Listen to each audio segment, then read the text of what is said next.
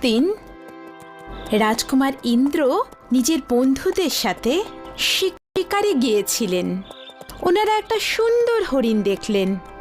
রাজকুমার ওর পিছু ধাওয়া করলেন, কিন্তু একটু পরে হরিণটা জঙ্গলে হারিয়ে গেল। নিরাশ হয়ে রাজকুমার ইন্দ্র ফিরছিলেন, আর ঠিক তক্ষুনি উনি কিছু আওয়াজ শুনতে পেলেন। রাজকুমার সেই আওয়াজের দিকে এগিয়ে গেলেন আর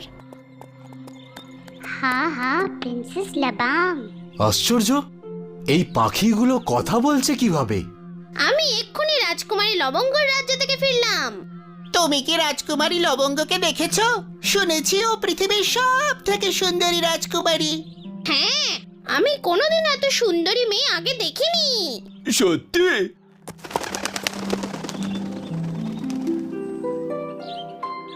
দাঁড়াও দাঁড়াও, আমাকে বলো, এই রাজকুমারী লবঙ্গ কোথায় থাকেন? ততক্ষণে সব পাখিরা উড়ে চলে গেল আর রাজকুমার নিরাশ হয়ে গেলেন। রাজকুমার ইন্দ্র নিজের রাজমহলে ফিরে এলেন।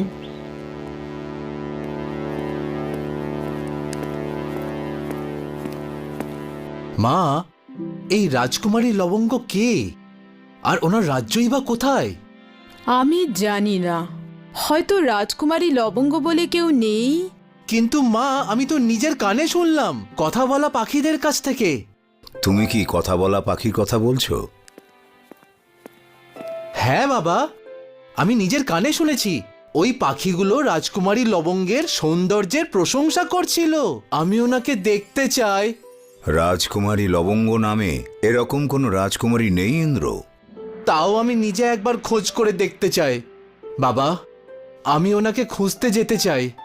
রাজা ধীরাজ সিং আর রানী রূপমতি অনিচ্ছা সত্ত্বেও নিজেদের প্রিয় রাজকুমারকে যাওয়ার অনুমতি দিয়ে দিলেন। এরপর রাজকুমার ইন্দ্র একা একাই বেরিয়ে পড়লেন নিজের যাত্রায় রাজকুমারী লবঙ্গের খোঁজে।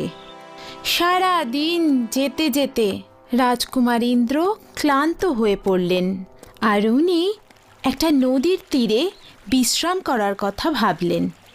প্রথমে নদীর জল পান করলেন আর তারপরে খাবারের পুটলিটা খুললেন। আরে, এ কি? সব মিষ্টিতে তো পিঁপড়ে ধরে গেছে।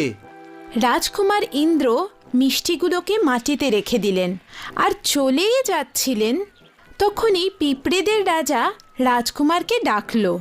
রাজকুমার, ধন্যবাদ রাজকুমার, আপনি খুব দয়ালু রাজকুমার। যদি তোমার কখনো আমাদের প্রয়োজন পড়ে তাহলে অবশ্যই আমাদের স্মরণ করবেন। রাজকুমার ইন্দ্র এগিয়ে চললেন। কিছু দূর এগিয়েই একটা গোঙানির আওয়াজ শুনতে পেলেন।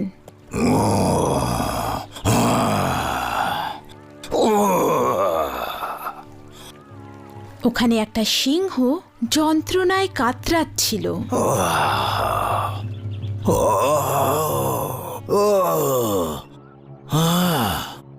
রাজকুমার ইন্দ্র ওই সিংহটার পায়ে ফুটে থাকা একটা কাঁটা দেখতে পেলেন। আমি তোমার এই কাঁটা বের করে দিতে পারি, কিন্তু কাঁটা বার করার পর তুমি যদি আমায় খাবার চেষ্টা করো তাহলে? আমি তোমাকে খাবো না, আমি তোমাকে কথা দিচ্ছি, কিন্তু এই কাঁটা বার করে দাও, আমার খুব যন্ত্রণা হচ্ছে। সিংহটা কথা দেওয়ায় রাজকুমার ইন্দ্র ওকে সাহায্য করতে গেলেন। কিন্তু যখন উনি কাঁটাটা ধরে টান দিলেন, সিংহটা জোরে গর্জন করে উঠল আর সিংহী দৌড়তে দৌড়তে এলো। সিংহী রাজকুমারের ওপর আক্রমণ করতেই যাচ্ছিল। ও আমাকে সাহায্য করেছে, এ শত্রু নয়, এ তো আমার পায়ে ফুটে থাকা কাঁটা বার করে দিয়েছে। সিংহী শান্ত হলো আর ধন্যবাদ, তুমি খুবই সাহসী। যদি আমরা তোমার কোনোদিন উপকার করতে পারি তাহলে আমরা খুব খুশি হব। রাজকুমার ইন্দ্র নিজের যাত্রায় অগ্রসর হলেন। দিন রাত চলতেই থাকলেন। জঙ্গলে ওনার নজর একটা কুটিরের ওপর পড়ল। ওখানে রাজকুমার একজন ফকিরকে দেখতে পেলেন, যিনি অসুস্থ ছিলেন। জল জল এই নিন বাবা, জল খান।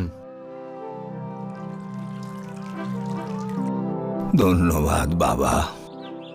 আমার কোনো উত্তরাধিকারী নেই, এখন আমার 3টি জাদু করার জিনিস তোমায় দিলাম।